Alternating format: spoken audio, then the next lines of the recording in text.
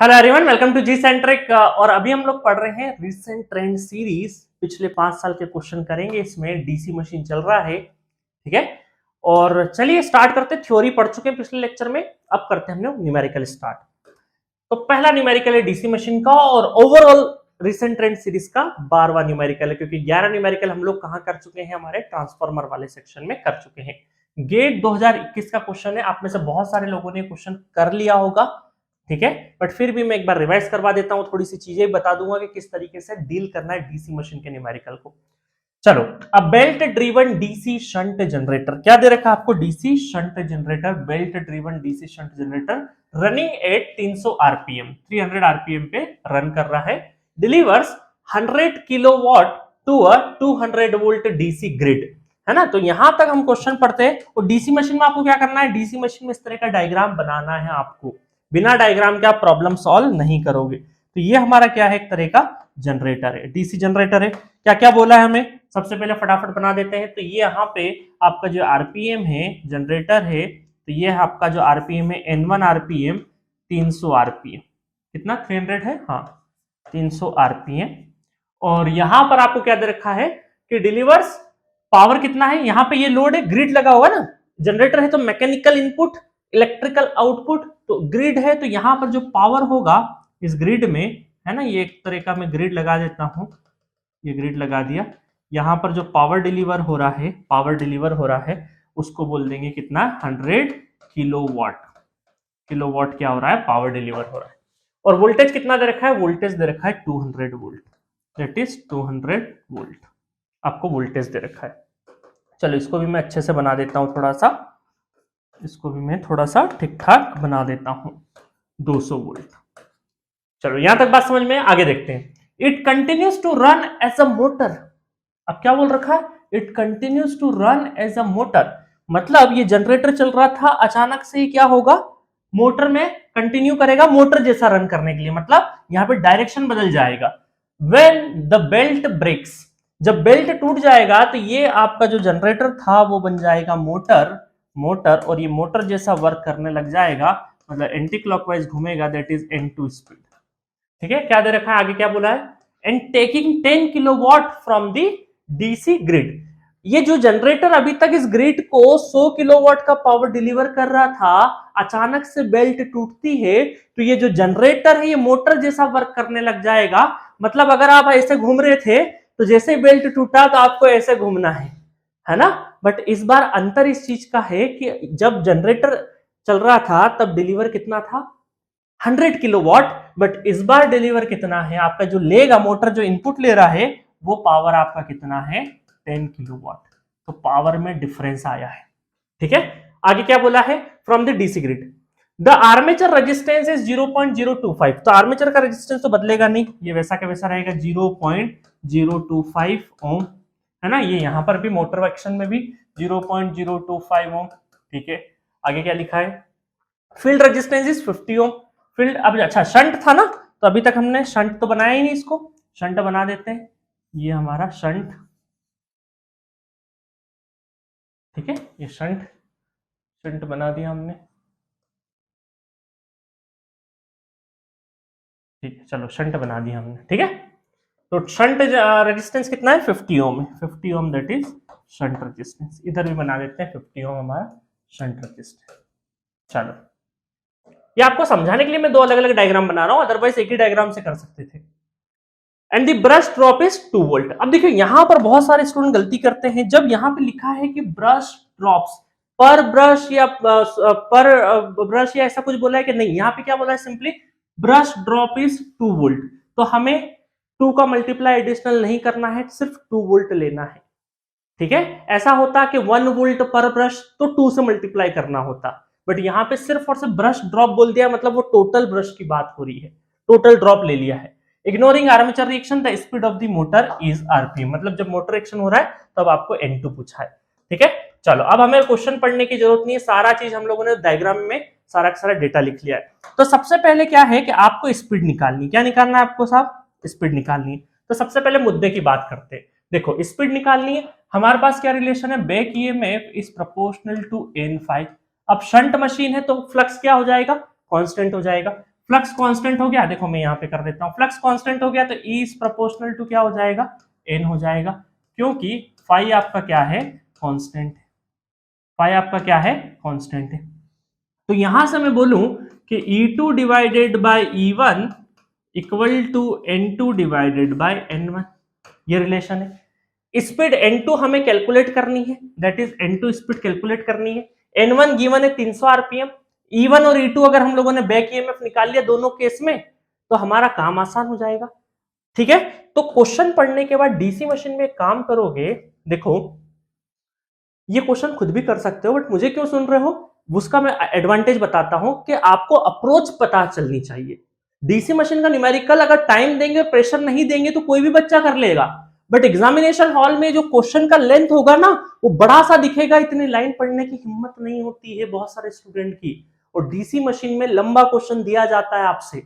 तो मैं सिर्फ और सिर्फ आपको तरीका बता रहा हूं, आपको क्या करना है, क्वेश्चन को पढ़ना है, डायग्राम बनाना है, डायग्राम में सारी वैल्यूज पुट कर देना है, उसके बाद क्वेश्चन पढ़ने की जरूरत नहीं है। वो करने के बाद आपको रिलेशन लिखना है, और रिलेशन लिखने के बाद क्या करना है, पहले वो लिखना है कि कहां से वो आपकी जो लास्ट वाली एक्सप्रेशन है उसको पहले लिखना कि इस एक्सप्रेशन में हमें जो अननोन है वो निकालना। क्या क्या अननोन है हमारे पास, N2 तो निकालना है, N1 नोन है, E1 और E2 अननोन है, E1 और E2 कैलकुलेट कर लिया तो आपका N2 बड़ी आसानी से आ जाएगा। तो ये जनरल प्रोसेस है डीसी मशीन के न्यूमेरिकल सॉल्व करने का, ठीक है। चलो अब चलते हैं फटाफट। तो अब आपके सामने क्या है, आपके सामने है कि E1 और E2 निकालना। देखो ब्रेन कैसे काम करता है, यहां तक पहुंचने के बाद अब आपके दिमाग में क्या चल रहा है कि E1 और E2 निकालना है। क्वेश्चन को भूल जाओ, आपको क्या निकालना है, E1 और E2। चलो E1 और E2 निकालते थोड़ी देर के लिए। तो यहाँ पे क्या है, E1 कैलकुलेट करना है। अब E1 कैलकुलेट करने के लिए हमें यहाँ पे आर्मेचर करंट भी चाहिएगा, आर्मेचर करंट चाहिएगा।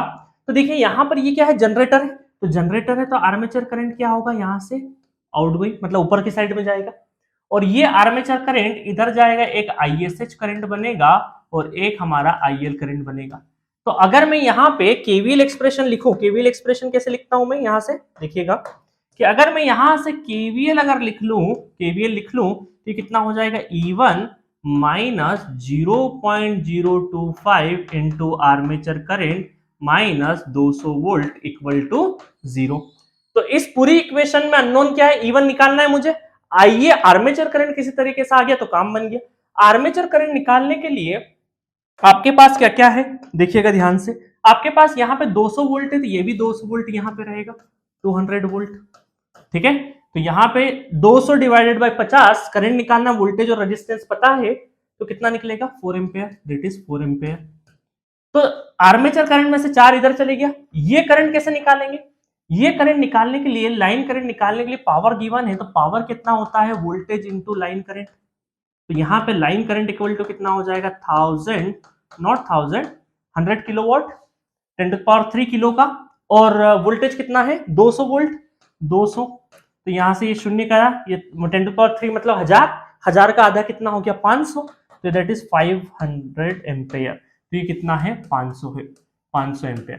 तो यहाँ पे आप केसीएल लिखोगे तो इनकमिंग इक्वल टू आउटगोइंग तो कितना हो जाएगा 504, आर्मेचर करंट कितना हो जाएगा 504। तो अब हम क्या करेंगे यहाँ पे कि E1 minus 0.025 into 504 minus 200 equal to 0। तो E1 आ जाएगा 212.6 वोल्ट, ठीक है। खुश हो जाएंगे आप E1 निकाल के, और इसी तरीके से E2 निकाल देंगे और आंसर निकाल देंगे, जो कि गलत है। आपने ये कैलकुलेट करते टाइम पे, क्योंकि ये हमारा जनरल मेथड है, जनरल अप्रोच है कि इसी तरीके से करते हैं। क्वेश्चन में एक चीज आप भूल जाते हैं, that is brush drop is 2 volt. Brush drop कितना है 2 वोल्ट है, भूल जाते हैं। तो इसीलिए मैंने जब क्वेश्चन भी सॉल्व कराया तो इसको ध्यान में नहीं लाया, क्योंकि बहुत बार स्टूडेंट इसको ब्रश ड्रॉप को इग्नोर कर देते हैं और घर आते हैं और अपना आंसर चेक करते हैं तो सिर्फ पीट लेते हैं कि ब्रश ड्रॉप तो हमने कैलकुलेट ही नहीं किया, मतलब आपकी इक्वेशन में नहीं रखा। तो ब्रश ड्रॉप का मतलब है कि यहीं पे कहीं ब्रश ड्रॉप हो रहे हैं, सारे के सारे ब्रश ड्रॉप हो रहे हैं। तो आपको इस इक्वेशन में क्या मॉडिफाई करना है, आपको इस इक्वेशन में ब्रश ड्रॉप की भी आपको चर्चा करनी है। मतलब E1 ये ड्रॉप है, माइनस समथिंग ये ड्रॉप माइनस 200, तो यहाँ पे brush drop 2 volt, 2 volt equal to 0 equal to 0, ठीक है। तो इसके हिसाब से कितना हो जाएगा यहाँ पे ये उधर की जाके प्लस हो जाएगा ना, तो 2 वोल्ट कितना हो गया, प्लस हो जाएगा, तो 2। और E1 कितना आ जाएगा, 214.6। आप भी ये अलग से करना है ना, पहले सिंपल कैलकुलेट करना, उस पर कट लगाना, गलत है ब्रश ड्रॉप वापस से, ताकि ये जो कट रहेगा ना ये आपको याद दिलाएगा आपकी गलती, है ना। तो इसीलिए इस चीज का ध्यान रखना कि ब्रश ड्रॉप को नेग्लेक्ट करना मत, सॉरी ब्रश ड्रॉप को कंसिडर करना मत भूल जाना, नहीं तो क्वेश्चन गलत हो जाएंगे। और आपके पिछले कुछ 1-2 सालों के जो क्वेश्चन है उसमें ब्रश ड्रॉप की जिक्र आने लगा है, उसके पहले के क्वेश्चन में नहीं था। नॉर्मली आप अगर मैं बोलूं कि 200 क्वेश्चन सॉल्व करोगे डीसी मशीन के, तो ब्रश ड्रॉप वाले क्वेश्चंस मात्र 10 भी नहीं होंगे। तो इस वजह से हमारी जनरल प्रैक्टिस नहीं होती ब्रश ड्रॉप लिखने की, ठीक है। तो आपको ये गलती नहीं करना। चलो E1 आ गया, आप फटाफट E2 निकाल देते। तो E2 निकालेंगे, देखो तो यहाँ पे E2 कैसे कैलकुलेट करेंगे, यहाँ पावर है तो यहाँ पे लाइन करंट, मोटर है तो मोटर में करंट, आर्मेचर करंट इस तरीके से आएगा। ISS तो हमारा 4 एम्पेयर रहेगा, 4 एम्पेयर। यहाँ पे लाइन करंट अगर निकालेंगे तो लाइन करंट कितना निकल जाएगा, IL equal to 10 kilowatt divided by voltage कितना है 200, ठीक है। और ये भी चले जाएगा तो एक से चले गया 100, तो ये 50 इधर चले गया 4, तो ये हो गया आपका 46। और यहाँ पे KVL लिखेंगे हम लोग, KVL कैसे लिख देंगे, दैट इज E2, और यहाँ पे KVL लिख देंगे। KVL लिख देंगे तो कितना हो जाएगा, 200 माइनस 0.025 इंटू 46, ठीक है। और क्या लिखेंगे, brush drop -2 equal to E2, ठीक है।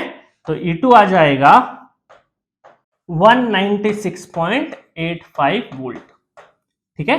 तो चलो E1 और E2 दोनों आ गए। अब फटाफट हमें सिर्फ और सिर्फ यहाँ पे रखना है, E2 कितना है हमारा 196.85 और ये है 214.6 इक्वल टू N2 हमें निकालना है, N1 स्पीड है 300, N2 इक्वल टू कितना हो जाएगा, फटाफट कैलकुलेट कर लेते हैं। तो ये हो जाएगा 196 into 300 divided by 214.6।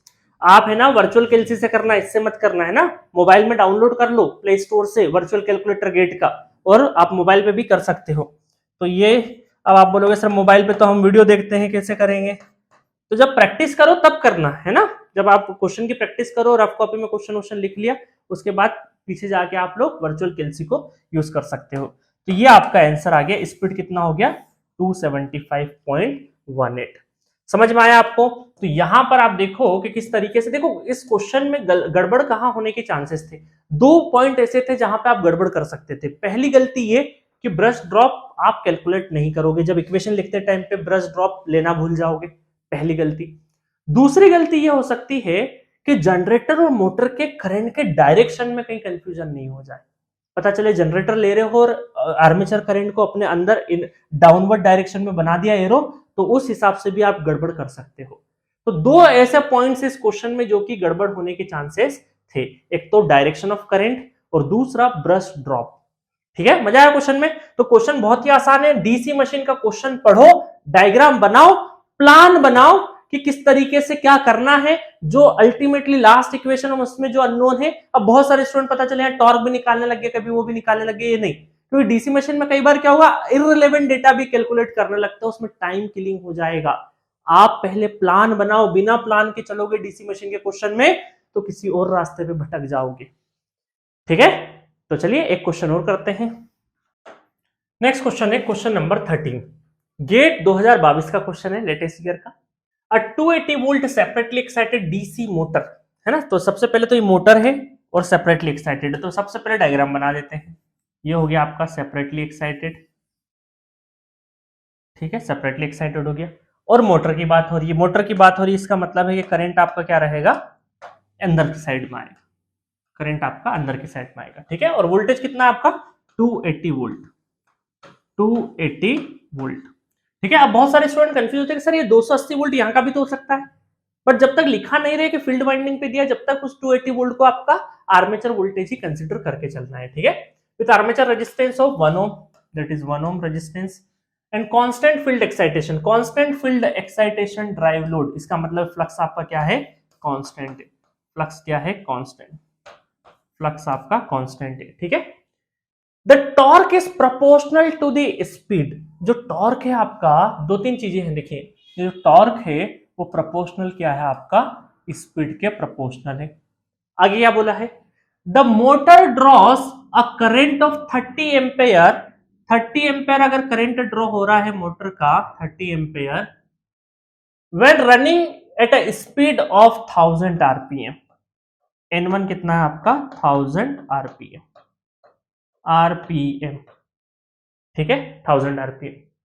neglect friction losses in the motor, the speed in rpm at which motor will run if an additional resistance of value 10 ohm is connected in series with the armature।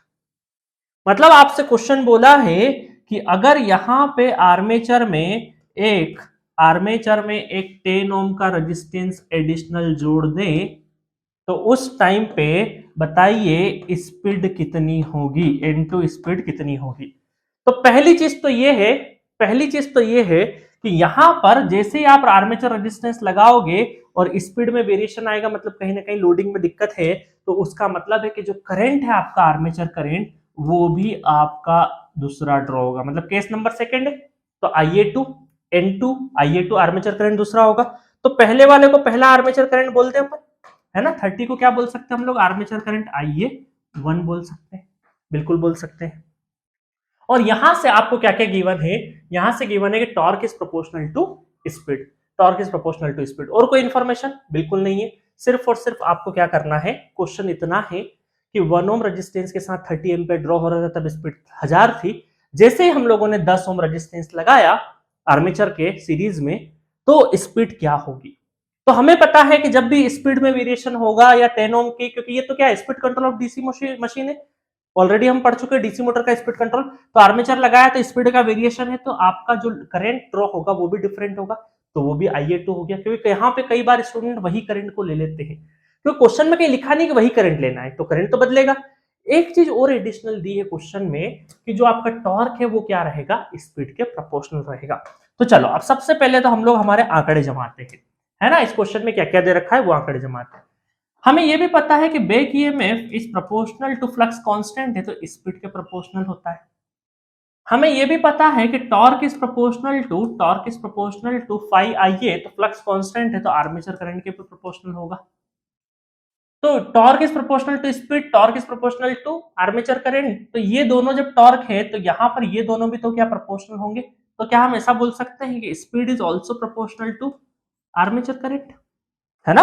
यहां से बोल सकते हैं कि नहीं, torque और this torque की equation number 1 और इक्वेशन नंबर 2 इन दोनों को बैलेंस कर देंगे, तो है ना। टॉर्क से ये भी प्रोपोर्शनल, टॉर्क से ये, तो ये दोनों भी क्या होंगे, एक दूसरे के प्रोपोर्शनल होंगे ना।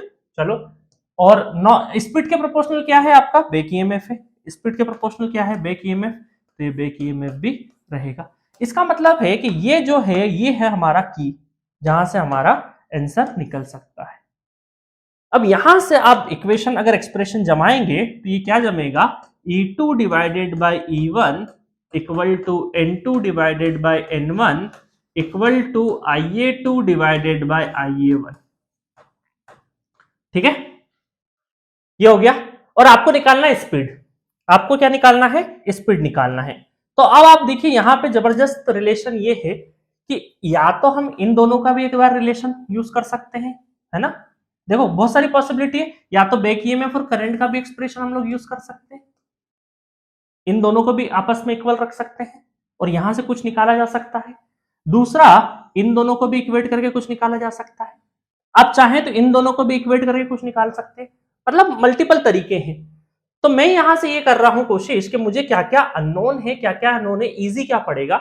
देखिए सबसे पहले मुझे पता है कि यहां पर अगर मैं E1 को कैलकुलेट करूं तो E1 कैलकुलेट करना मेरे बाएं हाथ का खेल है। क्यों, क्योंकि मेरे पास रेजिस्टेंस की वैल्यू है 1 ओम और 30 एम्पेयर, तो चलो मैं कर ही लेता हूं, है ना। E1 तो कैलकुलेट कर ही लेते क्योंकि हमें जरूरत तो पड़ेगी। तो हम थोड़ी देर के लिए यहाँ पे E1 कैलकुलेट करें, तो यहाँ KVL एक्सप्रेशन लगा दें तो कितना हो जाएगा, 280 माइनस 1 इंटू 30, कलर डिफरेंट है ना, 10 ओम को मत ले लेना, सेकेंड केस में लगेगा, पहले केस में आर्मेचर करंट 30 है, ठीक है। तो ये कितना हो जाएगा E1, तो E1 कितना हो गया, E1 हो गया 250 वोल्ट। चलो 250 वोल्ट हो गया E1। अच्छा IA1 भी हमें पता है, IA1 कितना है, आर्मेचर करंट नंबर 1 30 एम्पेयर। तो दो आंकड़े तो हमें यहां से पता है।